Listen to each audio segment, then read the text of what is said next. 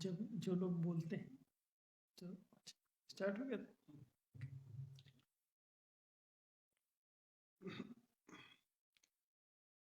आज के रविवारी साप्ताहिक फेसबुक लाइव कार्यक्रम में आप सभी न्याय प्रिय मित्रों का हार्दिक स्वागत है।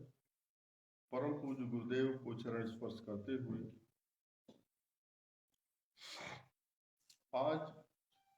आज का प्रश्न सामाजिक सरोकार से जुड़े एक मुद्दे पर है।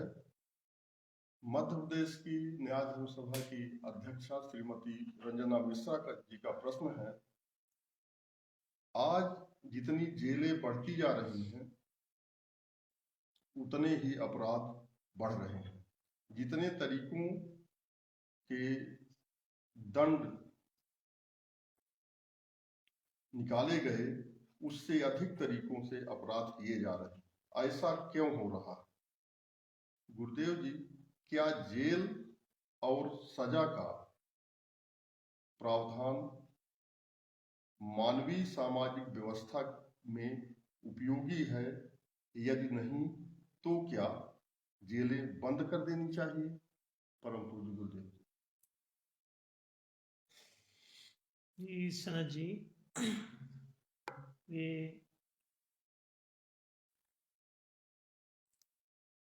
आज का ये प्रश्न बहुत जरूरी है, विचारणीय है। और क्योंकि ये बहुत पहले से कोई परंपरा चली आ रही है, तो वो क्यों प्रारंभ हुई और किन परिस्थितियों में ये आगे बढ़ी और इसका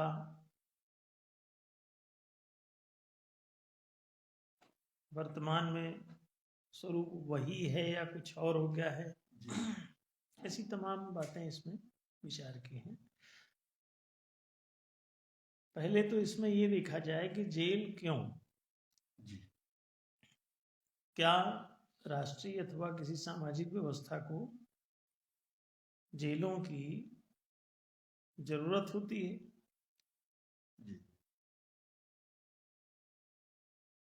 जैसे लोग तोता पालते हैं तो उसके लिए एक पिंजरा तय कर लेते हैं, तो क्या मनुष्य को भी इसकी सामाजिक अथवा राजनीतिक परिस्थितियों में किसी तोते की तरह इसको संरक्षण की जरूरत है?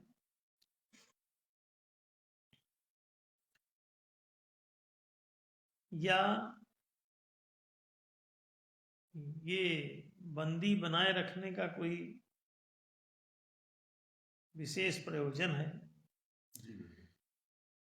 अगर इन दोनों बातों पर विचार करें तो इसमें देखें कि ना तो ये किसी को संरक्षण देना इसका उद्देश्य सिद्ध होता है, क्योंकि संरक्षण किसी को ऐसा बंद करके और प्रदान किया जाएगा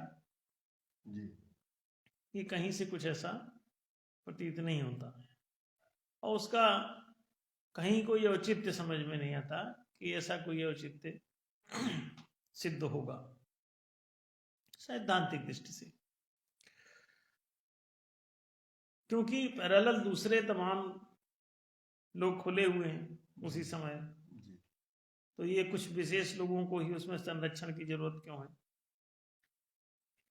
और यदि ये किसी को बंदी बना के उसमें रखे जाने का है कि संरक्षण नहीं बल्कि उसको नियंत्रित करने का प्रोग्राम है, तो इसका भी कोई लॉजिक नहीं बनता कि किसी को इतना नियंत्रण में रखने की जरूरत क्या है। इससे देश को क्या भला होगा, दुनिया को क्या भला होगा, इसकी कोई प्रामाणिकता नहीं है। कोई अपराधी है तो वो दूसरे को हानि पहुंचा देगा, इसलिए आप उसे जेल में बंद रखेंगे, कंट्रोल करके रखेंगे? नहीं, क्यों कंट्रोल करके रखेंगे? इसका मतलब अपराधी मनुष्य को खतरा तो सांपों से है, भेड़ियों से है, बंदरों से है, कुत्तों से है, बिल्लियों से, तो क्या आप इन सबको इस तरह से जेल में बंद किए हुए हैं? जी नहीं किए हुए हैं। तो जब बंदर भालू से जो खतरा है उसके लिए कुत्तों से कुत्ते घूम रहे हैं सारी दुनिया में, बंदर खुलेआम घूम रहे हैं, जी इवन शेरों तक को लोग ऐसा समाज में बंद करके रखे हुए हैं। ऐसा नहीं, सर्कस में तो दिखता है जी कि अपने धंधे के लिए तो लोग सर्कस में शेरों को बंद करके पिंजरे में रखे हुए हैं। तोते से भी कोई खतरा है ऐसा भी नहीं, तोते को बंद करके रखे हुए हैं। कहीं ना कहीं उसकी जो ये बंदी बनाने की कार्य योजना है उसके पीछे कोई बहुत ज्यादा नैतिक आवश्यकता नहीं दिखाई देती। तो जब शेरों, बंदरों, कुत्तों को कोई नियंत्रित करने के लिए किसी बंदी ग्रह की जरूरत नहीं है, तो मनुष्य में ऐसा कौन सा खतरा है? जी मनुष्य तो फिर भी थोड़ा समझदार है, तो बंदी बना के काहे के लिए रखे हो? दूसरी बात, अगर वो आपके सामाजिक पैटर्न पे नहीं सहमत है, नहीं चल रहा है, आपके सामाजिक नियमों कानूनों को नहीं मान रहा है, तो उसे नियंत्रित क्यों करना चाहते हो? आप अपनी मनमाना क्यों चाहते हो उसको बलपूर्वक? जी ये तो अमानवीय है भाई। वो सोच समझ करके, उसका मन है उसमें, बुद्धि है उसमें, मनुष्य एक बौद्धिक प्राणी है। तो जब ये बौद्धिक प्राणी है तो इसको नियंत्रित करने की जरूरत कहाँ है? तो ऐसी तमाम बातें हैं जो इस पे विचारणीय हैं। अब दोनों बातें वो निरर्थक ही चल रही हैं। इसके पीछे एक ही आपको कहानी समझ में आएगी कि वो बातें कहीं ना कहीं दूसरों के हितों को हानि पहुंचाने के लिए हो रही हैं। अगर वो आपकी बात नहीं मानता इसलिए आप नियंत्रित करना चाहते हैं, तो वो मनुष्य है, उसकी बात मानना न मानना ये उसकी अपनी स्वतंत्रता जी का विषय है। आपकी वो बात माने, इसमें आप भी मनुष्य हो, भी मनुष्य है, तो वो आपकी बात क्यों माने? क्या वो भी इस तरह से कह सकता है कि आप तो हमारी बात नहीं माने, तो वो भी आपको बंद कर ले, जेल में डाल दे? आपकी बात कोई नहीं मान रहा, आपके नियम कोई नहीं मान रहा है, तो ना मानना, गांधी जी कोई आपकी बात नहीं मान रहे हैं तो आपने गांधी जी को जेल में डाल दिया। जी भगवान कृष्ण के माँ बाप बात नहीं मान रहे थे तो आपने उनको जेल में डाल दिया। जीसस आपकी बात नहीं मान रहा, आपने उसको जेल में डाल दिया। जो कोई भी आपकी बात नहीं मान रहा आप उसको जेल में डाल देते हैं। तो आप ऐसे कौन से तोप हैं भाई, क्या आप अपनी बात मनवाना चाहते हैं? और वो भी उसकी स्वीकृति के बिना। कोई स्वीकृति देता है, सहमत है, तो ठीक है, उसने कहा है कि हम सहमत हैं, आप हमको बंदी बना लीजिए। तो इस दुनिया में एक भी व्यक्ति कोई सहमत नहीं मिलेगा इस बात से। पूछो चल के बंदी गृहों में, उससे पूछो कि क्या तुमको बंदी बनाया जाए, तुम सहमत हो, या तुम्हारी सहमति से तुमको बंदी बनाया गया है?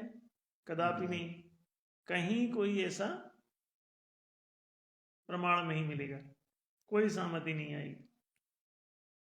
तो असहमत रहते हुए आप उसको पकड़ रहे हैं, बंदी बना रहे हैं। आप कहेंगे कि उसको बंदी इसलिए बनाया है कि उसने किसी को हानि पहुंचाई है, अब उससे रिकवरी, तो रिकवरी करने के लिए वो 1 मिनट में हो जाएगी, उसके लिए इतना नाटक करने की क्या जरूरत है? आप 20-20 साल कैद खाने में रखें, 40 साल कैद खाने में रखें, आज कैद खाने में रखे रखे आप उससे मौत के घाट उतार देते हैं। जाने कितने जेल में बंद बंद मर जाते हैं, जाने कितनों को मार डाला जाता है। जी तो ये सब कहीं ना कहीं पशुता है। अभी अपने देश में राष्ट्रपति मुर्मू जी कोई नियुक्त हुए हैं, तो वो उन्होंने किसी अभी भाषण में, हमने 1-2 क्लिप उनकी देखी वीडियो, जिसमें वो ऐसे ही मुद्दों में बोल रहे हैं कि और ज्यादा जेल बनाने की प्लानिंग सरकार कर रही है, तो जेलों की जरूरत क्या है? इसमें इतने सारे लोगों को बंदी बना के रखा गया है पहले, तो उनकी जरूरत क्या है? अगर कोई अपराधी भी है तो उसके लिए मेहमान नवाजी की क्या जरूरत है? उसको आप वहाँ खाना पीना जीना रहना सारी सुविधा इलाज सब कुछ आप सुविधाएं दे रहे हो। मतलब एक तो ऐसे ही वो बदमाशी करे, ऊपर से और सुविधाएं दे रहे हैं, डबल हानि। उसे अगर उसने कोई हानि पहुंचाई है तो आप उसे रिकवरी कर लीजिए और उसे छोड़िए। आगे आपको लगता है कि आपके नियम कानून नहीं मानता है आपके देश के आपके समाज के, तो आप उसको ठीक है उसे आप छोड़ दीजिए, समाज की सीमा रेखा से बाहर कर दीजिए और वो जहां रहता है वहां रहने दीजिए। तो जेल का कोई औचित्य कहीं बैठता नहीं। न्यायधर्म सभा का एक प्रस्ताव है इस विषय पर, जिसके अनुसार जेलों को तत्काल प्रभाव से बंद किया जाना चाहिए। जी। सतना में सेंट्रल जेल में हमारा एक प्रोग्राम था, अब वो 25-30 साल पुरानी बात हो सकती है। जी। वहां 2 अक्टूबर का कोई गांधी जयंती का कार्यक्रम था जिसमें उन्होंने हमको आमंत्रित किया हुआ था। जी। तो वहां पे लगभग 700 कैदियों को संबोधित करना था। उस प्रोग्राम में हमने लोगों से कहा कि जेल का कोई औचित्य नहीं है, आप सब फालतू ही बंद हैं यहाँ। जी। इवन हमने उनसे यहां तक कहा कि कई लोग उसमें से कैदी हमारे पास दौड़ के आने लगे, उन्होंने हमसे वहां से छुड़वाने का रिक्वेस्ट किया कि वो बहुत संकट में हैं और उनको बाहर निकलवाइए। तो उन्होंने हमसे ऐसा रिक्वेस्ट किया, तो हमने कहा कि भाई तुम्हारी अकेले की किसी की समस्या नहीं है, ये एक यूनिवर्सल प्रॉब्लम है जी। और ये किसी एक देश की समस्या नहीं है, ये सभी देशों की प्रॉब्लम है। किसी व्यक्ति की समस्या नहीं है, पूरे समाज की समस्या है। तो हमने कहा तुम अकेले छूट भी जाओगे तो इससे फर्क नहीं पड़ेगा, बाकी धर लिए जाएंगे, जाने कितने वो इसी तरह बंद करके उनको सड़ा दिया जाता है, उनकी जिंदगी को तबाह कर दिया जाता है। तो हमने कहा तुम्हारी समस्या नहीं है, ये एक social and national political problem है, तो इसको सॉल्व किया जाएगा जी, इसे निपटाया जाएगा। और दरअसल जेल का कोई औचित्य बनता ही नहीं है इस संसार में मनुष्य के लिए। कोई व्यक्ति किसी को हानि पहुंचाता है तो हानि की वसूली आप कर सकते हैं जी। किसी को निरुद्ध करने की क्या जरूरत है? जेल एक बिल्कुल निरर्थक बात है। किसी को बंद करके रखना ये अमानवीय है पूरी तरह से। वो एक बुद्धिमान प्राणी है, तो बुद्धिमान है तो उसके पास सोचने समझने का मन है जी, वो मनुष्य है, मनस्तत्व तो उसका काम करता है, तो वो सोच समझ के अपने बारे में निर्णय ले सकता है। वो अगर आपके नियम कानून से सहमत नहीं है तो आप उसकी सदस्यता, उसकी नागरिकता आप समाप्त करिए जी, आप अपने समाज की सदस्यता समाप्त कर दीजिए। जैसे पार्टी से कोई आपके सहमत नहीं तो पार्टी की आप सदस्यता से उसको निलंबित करते हैं, उसे सदस्यता समाप्त करते हैं, ना कि जेल में डालते हैं जी। कोई संस्था से कोई व्यक्ति सहमत नहीं है तो उसको आप जेल में थोड़ी डाल देंगे, नहीं सहमत ठीक है, उसकी मर्जी, उसको सदस्यता उसकी अगर ले रखी है तो खत्म कर दो। अनुशासन नहीं मान रहा है, अगर आप उसे फांसी चढ़ा देंगे, आप उसे जेल में डाल देंगे, उसे सड़ा डालेंगे, उसे नियंत्रित करेंगे, उसे पशुवत उसके साथ व्यवहार करेंगे, ये बात कहीं कोई औचित्यपूर्ण नहीं है। ऐसे कोई समझ सकता है कि आप किसी के भी नियम कानून, आप संस्था में हैं, कोई कंपनी में हैं और उस कंपनी के नियम आपको मंजूर नहीं है, वहां का अनुशासन मंजूर नहीं है, तो कंपनी वाले क्या करें, उसको जबरदस्ती जेल में डाल दें। किसी भी देश भी एक सरकार भी एक संस्था है, उस संस्था के नियम नीति निर्णय है कुछ, उनको कोई मानना ना मानना ये लोगों की अपनी निजी इच्छा पर निर्भर है। प्रबुद्ध प्राणी है, अगर नहीं मानता है तो ज्यादा से ज्यादा आप उसकी नागरिकता खत्म कर सकते हैं। आप जेल में क्यों डाल देंगे? आपके कानून के अनुसार नहीं चल रहा है, वो चोरी डकैती बेईमानी बदमाशी, और कानून इस बात की अनुमति नहीं देता, मान लो आपका कानून, तो आप उसको ना निरुद्ध कर सकते हैं, ना उसकी आप हत्या कर सकते हैं। नहीं मान रहे तो छोड़ दीजिए उसको, आप सदस्यता उसकी समाप्त करिए या नागरिकता उसकी खत्म कीजिए। उसे जेल में कैसे डाल सकते हैं? तो राष्ट्रपति महोदया ने ये बात ठीक कही कि जेलों की क्या जरूरत है, और जेल क्या करोगे, पहले जो है वही फालतू है, उसमें लोगों को अंदर क्यों बंद किए हो? हालांकि उनका एक तर्क उसमें ये था कि ये जाति वो जाति, कि इस जाति के ज्यादा हैं, इस वर्ग विशेष को उन्होंने कहा कि इस वर्ग विशेष के लोग ज्यादा हैं उसमें, और कोई दूसरा वर्ग विशेष के लोग ऊपर पोस्टों पे ज्यादा हैं, तो वही लोग इनको ऐसा कर रहे हैं। तो वो तो खैर लोगों का अपना पॉइंट ऑफ व्यू दूसरे प्रकार का हो जाता है। किसी जाति का इससे संबंध नहीं, बल्कि ऐसा समझ लें कि जो भी सबल वर्ग है, और सबल में कोई जाति विशेष का ही वर्ग सबल होगा इसका पक्का नहीं है। सबलता तो जंगल में कुत्तों की भी हो जाती है, सिंह ही सबल है, जहां 10 कुत्ते घेर लिए तो उसको निपटा देते हैं, एक सिंह को भी। तो ये प्राबल्यता जो है किसी शारीरिक बल पर ही आधारित है, ऐसा भी नहीं है, हथियारों के बल से भी कोई प्रबल हो जाता है। एक दुबला पतला भी आदमी अगर उसके पास किसी प्रकार का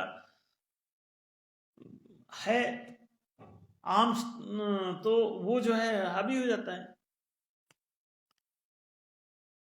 और एक आदमी के पास धन दौलत जाता है तो धन की शक्ति से भी हावी हो जाता है,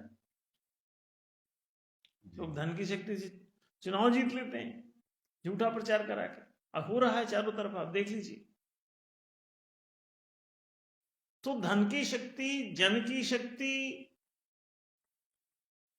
या शारीरिक शक्ति, कोई आध्यात्मिक शक्ति, कोई अधिदैविक शक्ति, ऐसी किसी भी शक्ति का प्राबल्य हो सकता है, और वो प्रबलता के कारण वो समाज में हावी हो जाएगा। तो प्राबल्यता किसी की भी हो सकती है, इसका किसी जाति बिरादरी आदि से संबंध नहीं है। सच बात यह है कि सबल द्वारा अबल के हितों का नाश किया जाए तो ये अन्याय कहलाता है।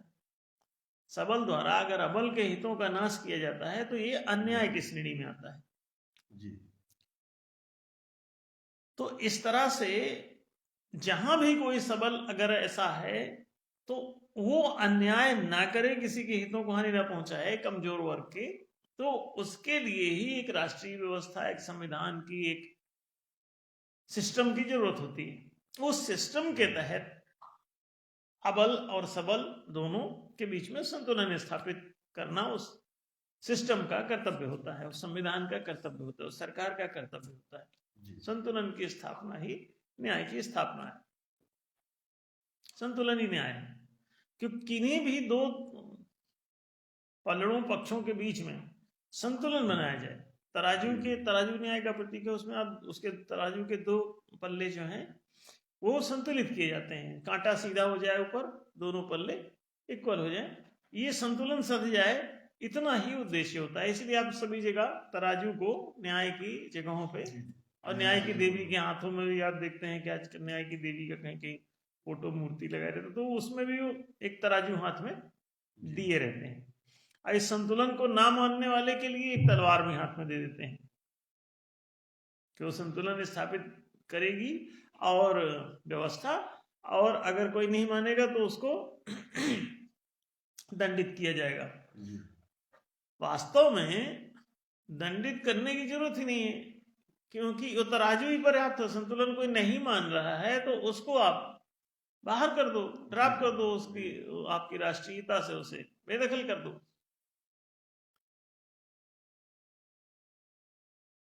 वो कहता है कि राष्ट्र मेरा भी है, तो राष्ट्र की तो नीति यही है कि भाई ठीक है, अगर मान लो एक व्यक्ति कहता है राष्ट्र मेरा भी है, तो उसका अकेले जा रहा है तो उसका 1%, अगर 100 में से एक आदमी है तो उसका एक भाग उसका जो बनता है उसको डिवाइड करके उतनी जमीन उसकी एक कोने में छोड़ दो कि ये तुम्हारा अंडमान निकोबार द्वीप समूह में किनारे तरफ छोड़ दिया एक प्लाट एरिया, चलो अच्छा जाओ रहो उसमें, मत मानो राष्ट्र का कानून। उसी जो भी 2-4 स्क्वायर फुट का जो छूटता है उसी में जाओ अपना घर बनो, वहीं रहो, उसी को राष्ट्र घोषित कर लो अपना अकेले का, उसके खुद ही राष्ट्रपति बन जाओ, खुद ही संविधान निर्माता बन जाओ, खुद ही डंडा झंडा लगा लो, जाओ। वो खुद ही थक जाएगा, फिर कहेगा बेकार है किसी न किसी राष्ट्र की नागरिकता, फिर मांगेगा। और जब वो मांगे तो फिर कहना कि स्वीकार है तो आओ, नहीं स्वीकार है तो अपने अलग स्टेट बना लो। जैसे ही आप ये नीति अपनाते हैं तो पूरी दुनिया में अपने आप संतुलन स्थापित हो जाएगा, जेल की जरूरत नहीं रह जाएगी और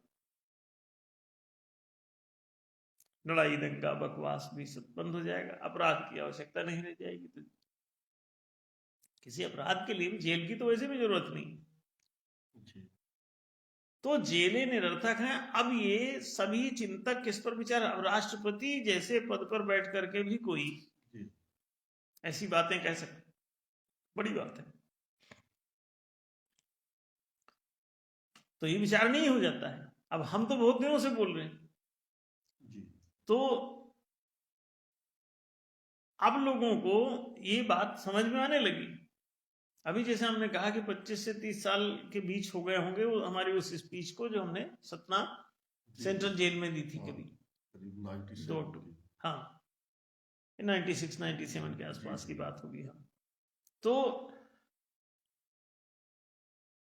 हमने वहां ही इस बात की घोषणा की थी कि जेलों का कोई अस्तित्व किसी भी देश के लिए रिक्वायर्ड नहीं है, इसकी जरूरत नहीं, ये अमानवीय है कृत्य।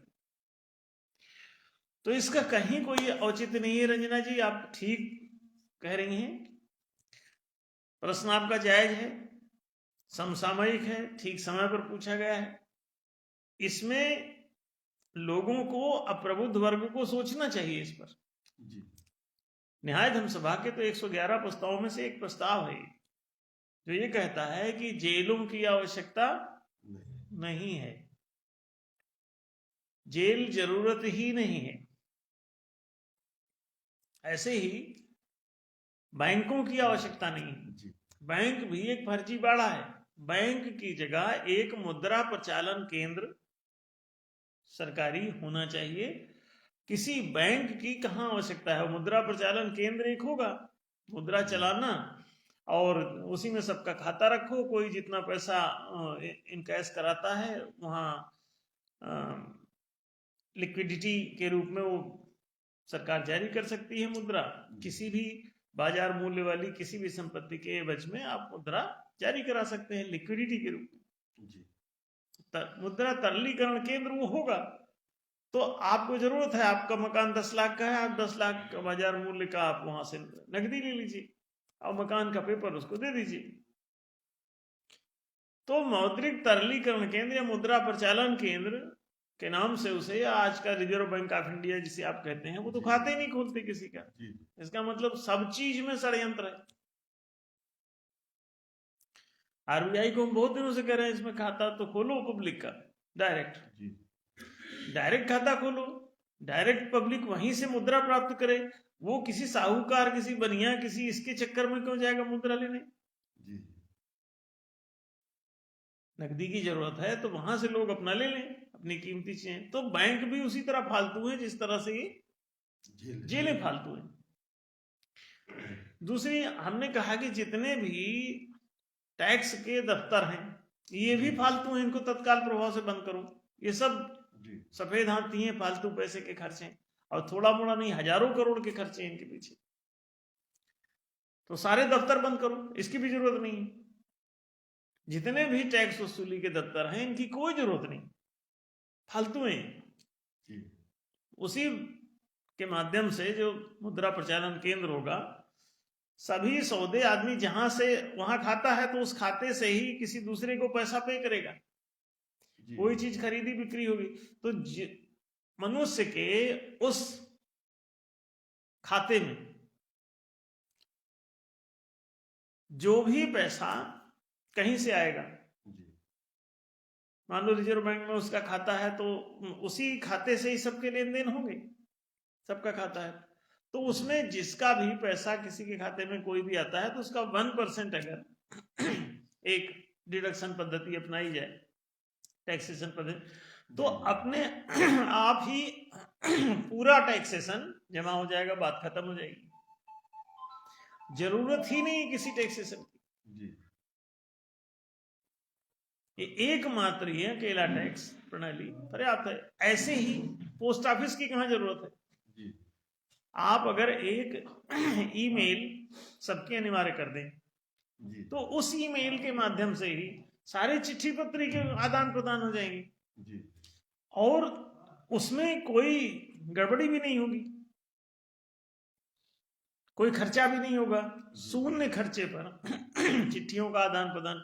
तो लोगों के हजारों करोड़ के खर्चे फालतू, वेस्टेज ऑफ मनी, वो विकास में लगेगा, लोगों के मकान बनाने में लगेगा, लोगों के जीवन यापन के दूसरे कार्यों में वो पैसा यूज होगा।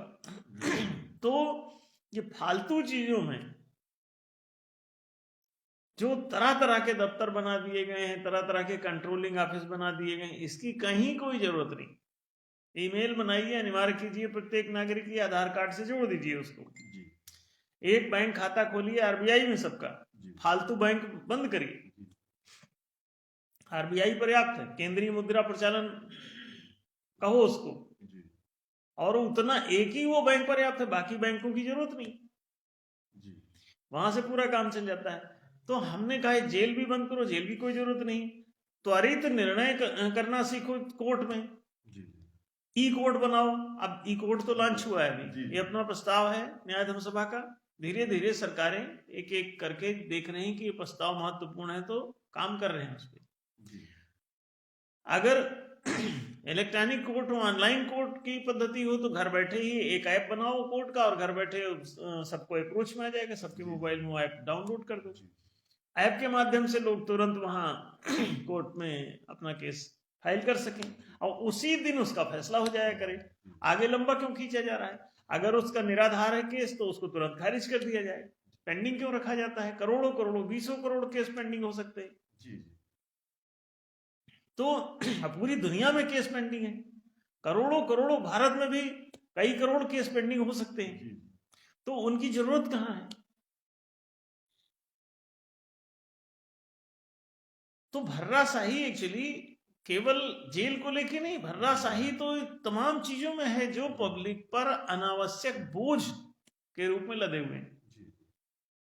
इन सभी चीजों को नियंत्रित किया जा सकता है। स्कूल्स में शिक्षा ऑनलाइन कर दो, निःशुल्क शिक्षा अपने आप मिल जाएगी। न्यूनतम खर्चे पे, सरकार के न्यूनतम बजट पर ही सबको शिक्षा मिल जाएगी। एक ऐप बनाओ सरकारी, उसमें विद्यालय का ई विद्या लॉन्च किया भी था। हम तो बहुत दिनों से सब प्रस्ताव सरकारों को दे रहे हैं कि करो करो करो, इसे ई विद्या लॉन्च करो और सबको उसी में से एडमिशन दो, उसी में से सबको पढ़ाओ, सब उसी से क्लास चलाओ, घर बैठे सब पढ़ लिया करें, उसी ऑनलाइन परीक्षा ले लिया करो। ना किसी को कोई एक पैसा फीस देने की जरूरत है, ना कहीं कोई स्कूल ऐसा फर्जी खोलने की जरूरत है, ना ही कोई किताबें खरीदने की जरूरत है। निःशुल्क हो जाएगी पूरी शिक्षा, बल्कि निर्व्यय हो जाएगी, सरकार का व्यय भी नहीं लगेगा, राजकोष भी बचेगा और जनता का पैसा भी बचेगा और शिक्षित 100% हो जाएंगे। लेकिन ये सब बार बार प्रस्ताव हम सभी स्टेट गवर्नमेंट को दे रहे हैं, सेंट्रल गवर्नमेंट को दे रहे हैं, लेकिन वो जानबूझ के अनपढ़, गरीब, गुलाम, बेरोजगार, बेघर, बीमार बनाए रखने का एक कहीं ना कहीं जो सबल वर्ग है वो एक षड्यंत्र रचता रहता है। और उस सबल वर्ग से अबल वर्ग को अगर बचना है तो इसका एक सामाजिक संरचनात्मक ढांचा ऐसा बनाना होगा जिसमें ये अपना शिक्षा और अपना रोजगार का प्रबंधन ये स्वयं कर सकें। जी। अभी हम ऐसे सामाजिक स्कूलिंग तैयार भी कर रहे हैं, फिर सामाजिक उद्यम लगा दो, लोगों को शिक्षा और रोजगार मौलिक, फिर एक सामाजिक बस्ती बना दो, एक सामाजिक अस्पताल बना दो, सरकार की छुट्टी, सरकार को कहोगे ले जाओ राजकोष, तुम अपना खाओ पियो एंजॉय करो और जो मर्जी फेंको, बर्बाद करो, लूटो लुटाओ, जो मर्जी करो, जनता को उसकी जरूरत नहीं रह जाएगी। तो सामाजिक चेतना यदि जनता में आ जाए, जनता स्वयं समझदार हो जाए और आपसी संघर्ष में ना पड़े, न जातीय संघर्ष की जरूरत है, न वर्गीय संघर्ष की जरूरत है, न सांप्रदायिक संघर्ष की जरूरत है, वो लोग तुमको इस तरह के भेदों में विभाजित करके और वो सब खुद ही तुमको गुलाम बनाने का ही एकमात्र षड्यंत्र करते हैं। नहीं तो कोई अलग अलग किसी संप्रदाय, अरे शिक्षा देने का ही एक संप्रदाय पर्याप्त है, इसमें हिंदू, मुस्लिम, सिख, ईसाई इतने संप्रदाय कहां से आ गए?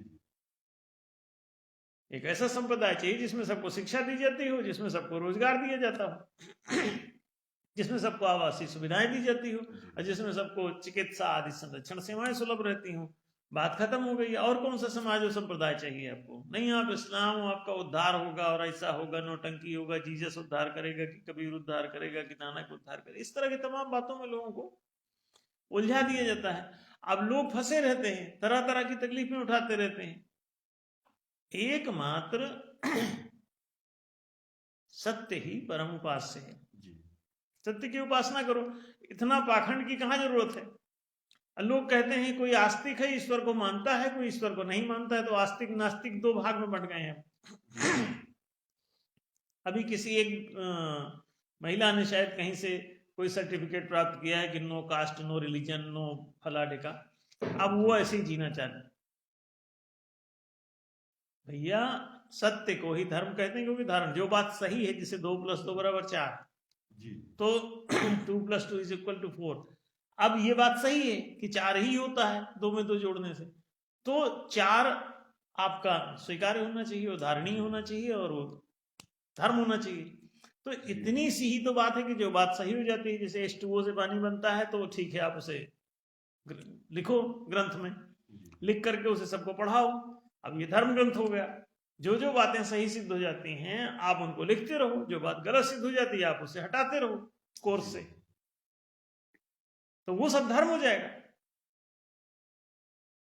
और जब सत्य की उपासना प्रारंभ कर दोगे तो ये सारे संकट आपके खुद ही दूर हो जाएंगे। हिंदू, मुस्लिम, सिख, ईसाई, जैन, बौद्ध, पारसी भाई कोई ना मिलेगा।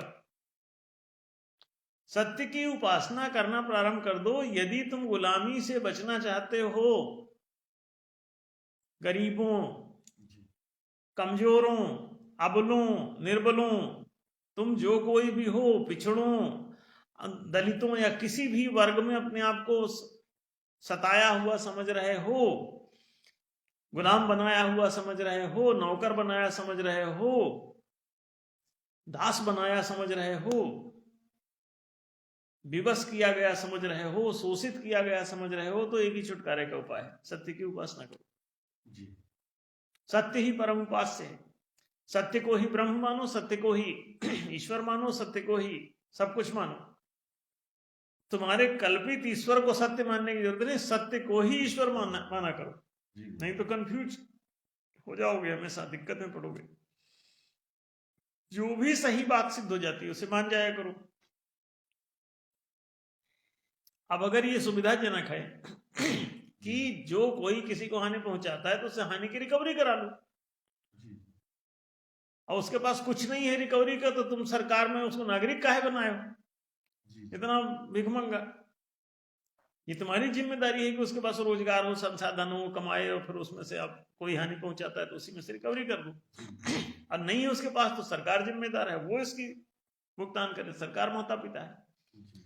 तो किसी के बच्चे अगर नुकसान पहुंचाएं, किसी का नागरिक नुकसान पहुंचाए, तो उसका जो अभिभावक है, गार्जियन है, उसका जो संरक्षक है, सरकार है, माता पिता है, वो उसका भुगतान करे। उसको और सजा देने की क्या जरूरत है? उसको बल्कि और बोलो, काम पे लगाओ, उससे जो इनकम हो उसको जमा करवा दो, भरपाई करवा दो। और आपको बता दें कि प्राचीन नाम कारागार ही है, कि किसी ने कोई किसी को हानि पहुंचाई है तो उसके पास रिकवरी करने के लिए उसके पास संपत्ति भी नहीं, तो उससे काम कराओ और काम करा के जो पैसा जमा होता है उसकी कमाई से, उस पैसे से रिकवरी करा दो। तो कारागार उसे कामगार बनाओ। और उसको जो है नहीं कर रहा था, कारागार माने कारखाना, आगार माने ये जैसे डाक खाना माने डाक का जहां भंडार है, जहां आगार है, जहां घर है, तो डाकघर भी कहते हैं डाक खाना को। इसी तरह जेल खाना, तो जेल खाना को कारागार, कारागार माने जहां पे कार्य किया जाता है, कारखाना कहो। एक फैक्ट्री कहो, तो किसी फैक्ट्री में उसको काम पे लगा दो। तो जो फैक्ट्रियां तो पहले से खुली हैं, अब अलग से जेल क्यों बना रहे हो? कारखाना, फैक्ट्रियां तो पहले से खुली हुई हैं, उसको काम पे लगा दो वहां, तो उसकी बेरोजगारी भी दूर हो जाए, और वो अपराध जो किया हुआ है, किसी को हानि पहुंचा, उसकी रिकवरी भी हो जाएगी लगे हाथ, और रोजगार भी उसको मिल जाएगा। लगाओ भाई फैक्ट्री में। तो कारखाना ठीक है, जेल खाना नहीं, कारखाना। इसीलिए प्राचीन नाम कारागार ही है। कारागार माने कारखाना, कारखाना माने फैक्ट्री, फैक्ट्री माने जहां काम किया जाता है, तो उसे काम पे लगाओ, माने रोजगार धंधे में लगाओ ताकि वो जो हानि किसी को पहुंचाया है वो भी भरपाई की जा सके। कमा के खाना सिखाओ। बिना कमाए कोई भी चीज आपको 10 पैसा भी पड़ा मिलता है, आप मत उठाओ, हम मना कर रहे हैं, बचपन से आपको शिक्षा दे रहे क्या कि कोई भी मुफ्त की चीज मत उठाओ जिसमें तुम्हारा श्रम नहीं लगता। श्रम करो, उसके जरिए प्राप्त करो। अब जैसे कि आपने शेयर परचेज कर लिया, शेयर रखे, आप बैठे हुए हैं और उसमें से डिविडेंड खा रहे हैं, आप कोई काम धाम कर नहीं रहे। आपने किसी को ब्याज पे पैसा दे दिया और उसके मेहनत वो कर रहा है, तो मुझसे रिकवर कर करके ब्याज के रूप में खा रहे हो। तो ये ब्याज, ऋण पर ब्याज हरामखोरी है, शेयर पर डिविडेंड हरामखोरी है, किसी भी पूंजी पर लाभ हरामखोरी है। आप दुकानदार हैं, दुकान में जो काम कर रहे हैं, तो अपना पारिश्रमिक प्राप्त कीजिए, आप लाभ कहां ले रहे हैं? दुकान का जो दुकानदार है वो उसमें जो काम करता है उसका पारिश्रमिक है, उसका अगर कुछ उसमें उसको अर्निंग हो रही है, तो ये प्रॉफिट कहां से लाता है? अब प्रॉफिट की जरूरत कहां है? तो पूंजी पर लाभ, लोन पर ब्याज, और शेयर पर डिविडेंड। फर्जी किसी भी चीज पर जिसमें आप काम नहीं कर रहे हैं वो कोई भी काम कर ऐसा करते हैं, तो आप जैसे जमीन आपकी हो, आप जमीन किराए से दे रहे हैं, तो ऐसी संपत्तियों पर किराया जिसमें कोई काम आप नहीं कर रहे हैं, तो ये ब्याज, फर्जी किराया, फर्जी डिविडेंड, लाभांश, ये सब का सब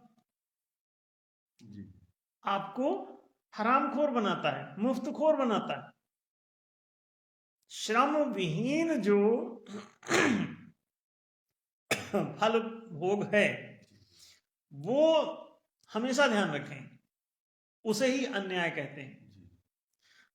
कर्म फल का सिद्धांत ही न्याय का सिद्धांत है, कि जिसका जैसा जितना कर्म उसका वैसा उतना फल का सिद्धांत है, कि जब जैसा जो कर्म जिस प्रकार का करता है तब वैसा उसको वैसा फल मिलना चाहिए, उतनी मात्रा में जितना कर्म है। तो ये एक कर्म सिद्धांत, ये चिर पुरातन है, न्याय का सिद्धांत है। यथा कर्म तथा फलम। तो जब आप न्याय के सिद्धांत पर टिकते हैं, न्याय के अनुसार चलना चाहते हैं, तो आपका समाज न्यायशील हो जाता है।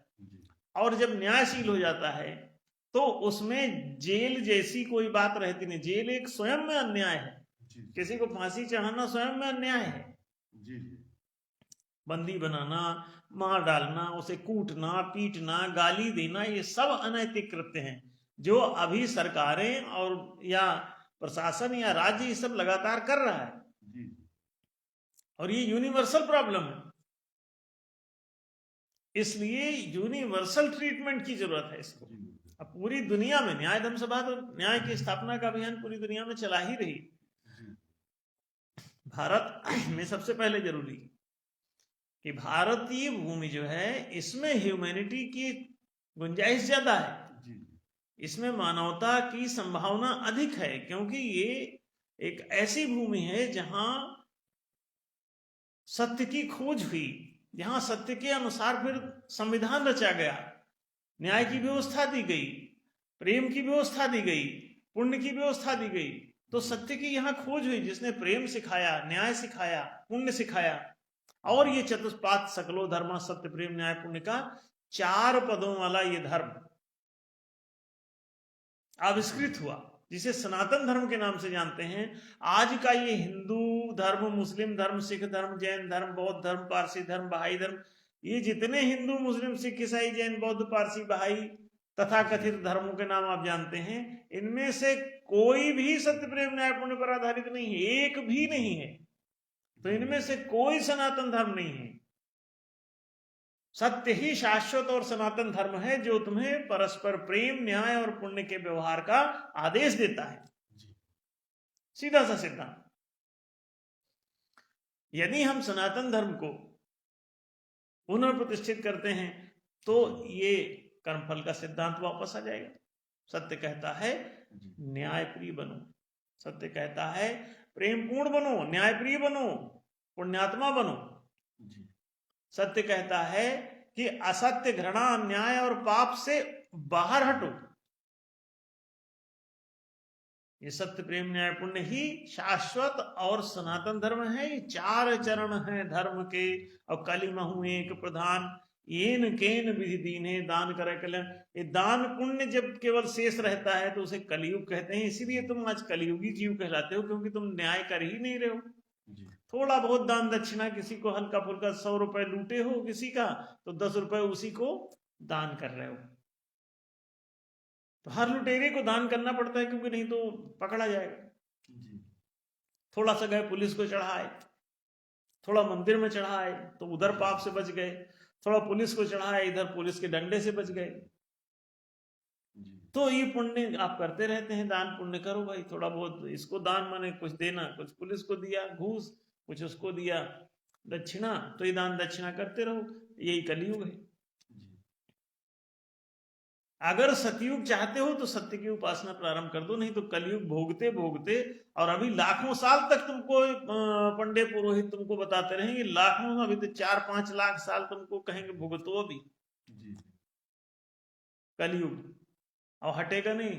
4,32,000 साल का राग अलापेंगे वो आपको। सत्य की उपासना प्रारंभ कर दो, सतयुग आ जाएगा। ऐसे सारे पंडित पुरोहितों का नाटक सब समाप्त हो जाएगा। फर्जी पंडित पुरोहित जो रियलिस्टिक हैं वो तो सही बात का ही उपदेश करेंगे।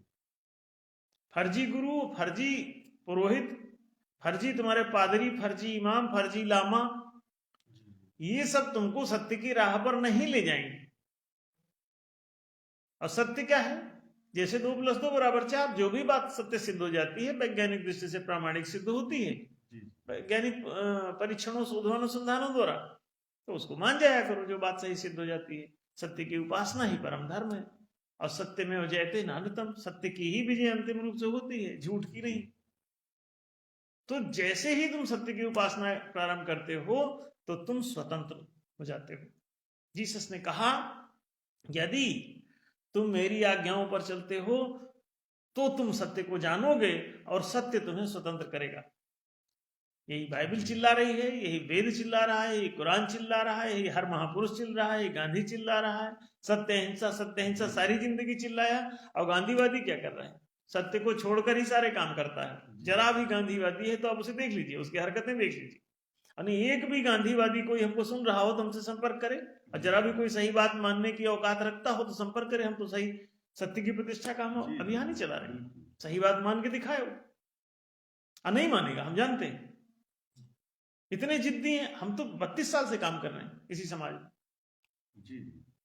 सब फर्जी बाड़ा, गांधी टोपी, गांधी खादी और नौटंकी चरखा लिए घूम रहे, लेकिन कोई सही बात नहीं माने। गांधी जी चरखा टोपी गांधीवाद नहीं है, सत्यवाद गांधीवाद। गांधी जी की उपासना करते हो तो सत्य अहिंसा माने प्रेम होता है कि दूसरे को मत सताओ, करुणा रखो दूसरे के प्रति। और वो कहते थे मानव सेवा ईश्वर सेवा। तो जब तुम इस मानवता का ही हनन किए डाल रहे हो तो कौन से ईश्वर की सेवा कर रहे हो भाई? गांधीवादी बने घूम रहे हो। और गांधी की एक भी बात मानने के लिए तो गांधी कहता है स्वराज्य का मतलब है कि जनता को मालिक बनाओ, जनता स्वयं नियम नीति निर्णय पारित खारिज करने का अधिकार रखे शासन में। तो आप नियम नीति निर्णय शासन के पारित खारिज करने का अधिकार दे दो। विधायिका मंत्रिका न्यायिका में जनता के मतों से पारित खारिज करने की परिस्थितियां उत्पन्न करो, इसे महालोकतंत्र कहेंगे। एक भी इसका मताधिकार आज तक नहीं दिया गया है। आई सब गांधीवादी बने घूम रहे। अब वो स्वराज्य पर पुस्तक लिखे हैं, पढ़ो उठा के उसको देखो, वो तो कुछ और कह रहे हैं और तुम कुछ और कर रहे हो। तिलक बोले स्वराज्य हमारा जन्म सिद्ध अधिकार है। तो कौन सा अधिकार है? किसका स्वराज्य है बताओ जरा। आप लोग का राज्य चल रहा है, आप कोई नियम नीति निर्णय आपसे पूछ के सहमति से आपके हो रही है, तो काहे का राज्य? अब सिस्टम में आपकी कहीं कोई भागीदारी है बताएं? नहीं है, तो किस बात का राज्य है आपका भाई? आप भूखे नंगे टहल रहे हैं, आपके ऐसी तैसी की जा रही है, आपको पुलिस गाली दे रही है, आपको मार रही, पीट रही, राजकोष खाए जा रहे हैं सारे लोग। 1% 1 से 5% लोग, 95% के सारे अधिकार छीने हुए हैं। न शिक्षा मिल रही, न रोजगार मिल रहा, न सुविधाएं मिल रही, न संरक्षण मिल रहा। तो किस बात के आप स्वराजी हैं भाई? आपके हाथ में कुछ है ही नहीं। बोले जनतंत्र है और जनता के हाथ में कुछ नहीं। जनता भूखी नंगी टहल रही। वही राजतंत्र हर पैकेज में राजतंत्र ही ले आते हैं। अपने हाथ में सत्ता पूरी ले लेते हैं और नियम नीति निर्णय पारित करने का अधिकार अपने हाथ में ले लेते हैं और खुद ही पारित खारिज करते रहते हैं। तो जनहित का कोई ना नियम बन पाता है कानून, और ना ही जनहित का कोई नीति चलती है, और ना ही जनहित के कोई निर्णय होते हैं कोर्ट में। कहीं कोर्ट में आप कोई जनहित की याचिका लगा दीजिए और एक भी जनहित उसमें से आज तक शिक्षा भी कोर्ट ना दिला सका आपको। आज भी 70% अनपढ़ हैं, उनके हिस्से की शिक्षा कौन लेके जाता है? कोर्ट चुप है। किसानों के पास जमीन नहीं, कोर्ट चुप है। बनियों के पास पूंजी नहीं, कोर्ट चुप है। सरकारी राज कर्मचारियों को वेतन नहीं प्रॉपर समान रूप से, कोर्ट चुप है। नेताओं को नेतृत्व भत्ता समुचित नहीं, चंद लोग सारी चीजें डकार जाते हैं और राजनीति के क्षेत्र में काम करने वाले 1-1 रुपए के लिए भी तबाह हैं। जिंदगी भर कार्यकर्ता बना रहते हैं, प्रचार कराते रहते हैं और बर्बाद रहते हैं। चुनाव लड़ गए तो अपना पैसा बर्बाद करके और डूब गया। सरकारी चुनाव और जनता के पैसे से कराया जा रहा है, प्रचार प्रसार भी जनता के पैसे से किया जा रहा है। तो किस तरह लूट रहे हैं? आप सबको चेतने की जरूरत है। आप सब चेत जाइए, जेलें समाप्त हो जाएंगी। आप नहीं चेतेंगे तो जेलें और बढ़ जाएंगी। और जेलें नहीं, आप हथकड़ी बेड़ियों में ही आपको रखा जाएगा, पहले भी रखा गया है। गलों में सांकलें बांध के घसीटी गई हैं, पुनः घसीटी जाएंगी और घसीट रही हैं। अदृश्य जंजीरें हैं अभी आजकल चल रही हैं। रेपो रेट लगा हुआ है, पूंजी पर आप लीजिए और फंसिए और उनको ब्याज चुकाइए। पूंजी आपकी, जमीन आपकी, संपत्ति आपकी, और उस पर वो लिक्विडिटी जारी कर रहे हैं, उसको लोन नाम दे देते हैं। लोन नाम दे के आपसे वसूल रहे हैं 10-5% हर महीने। दे उनको हर साल, हर महीने जो भी। तो ये आप देखिए आप कुछ करने की स्थिति में नहीं, वो जानते हैं कि आपकी मेहनत ये घसीट रहा है, फिर भी आप बोलने की स्थिति में नहीं। जी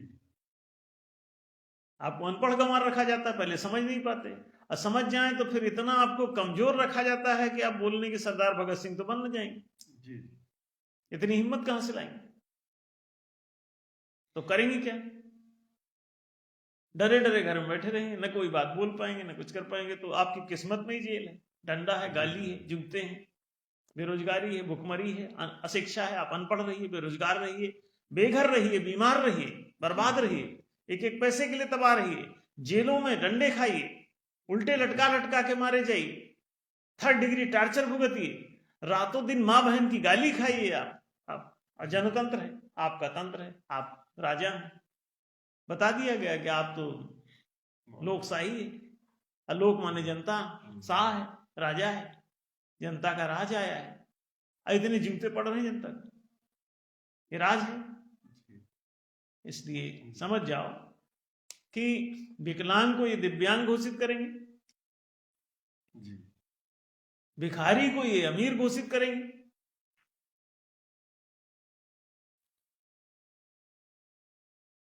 दलित को ये हरिजन घोषित करेंगे। आप देखिए इनकी राजनीति।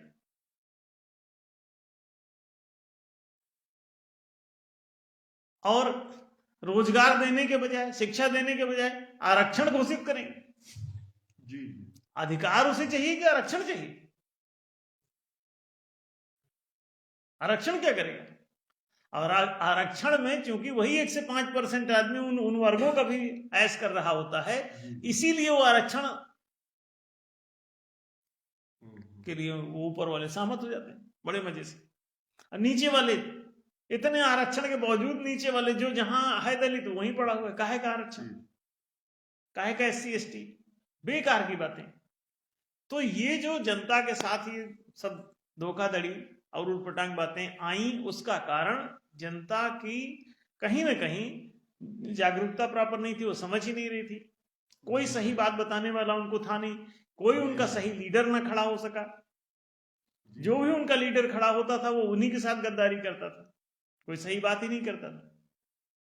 तो पूरे देश में सत्य का ही अभाव है और कोई बात नहीं। सत्य की उपासना प्रारंभ करो, प्रेम न्याय और पुण्य का मार्ग अपनाओ, और ये हिंदू मुस्लिम सिख ईसाई से छुटकारा पाओ।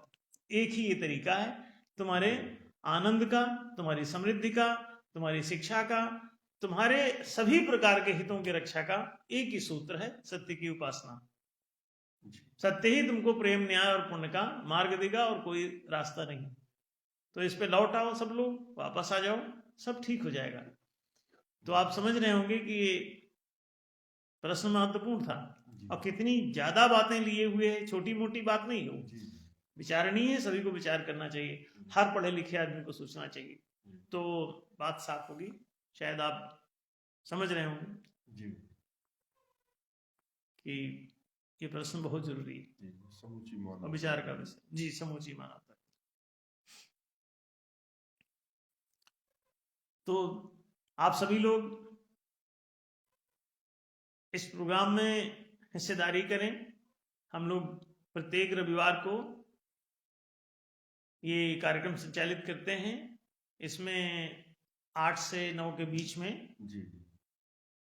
फेसबुक का ये लाइव कार्यक्रम, इसमें न्याय धर्म सभा का या धर्म संस्थापक संघ का कोई ना कोई कार्यक्रम संचालित किया जाता है। इस पे हम लोग बहुत सारी बातें चर्चा करते हैं, डिस्कस करते हैं। आप सभी इसे ज़्यादा से ज़्यादा शेयर करके सभी तक पहुंचा सकते हैं और जनता को इस महान क्रांति का हिस्सा बना सकते हैं, जो आप सबकी जिंदगी में न्याय का सूर्योदय कर सकता है ये प्रोग्राम पूरा। इसलिए आप सब इसके प्रति जागरूकता बरतें, 8 से 9 जरूर पार्टिसिपेट करें, इसमें भागीदारी करें और अपने तमाम परिचितों, मित्रों, पड़ोसियों तक इसे पहुंचाते रहें।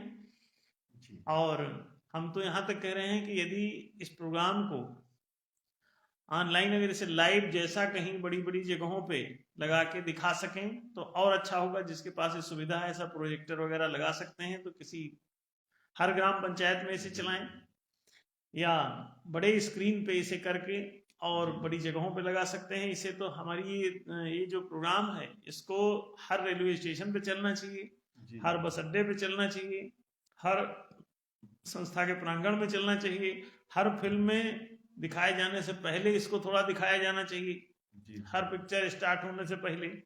ये सभी टाकीज मालिकों को इस पर विचार करना चाहिए। और क्यों, न्याय की जरूरत तो भैया टाकीज के मालिकों को भी है। जिस दिन पंगा पड़ता है तो भागे भागे फिरते हो और अन्याय के शिकार होते हो, सांप्रदायिक हिंसा के शिकार होते हो, उन्माद के शिकार होते हो।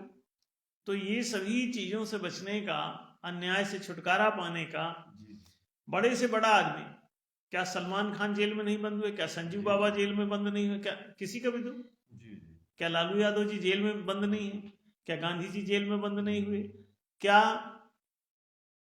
मंसूर जेल में बंद नहीं हुआ, किसको किसको जेल में नहीं बंद किया गया, कृष्ण भगवान तक को जेल में बंद किया गया।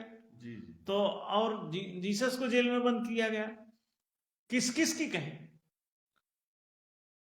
आप सभी को उन परिस्थितियों से गुजरना पड़ेगा यदि आप जागरूक नहीं हैं तो।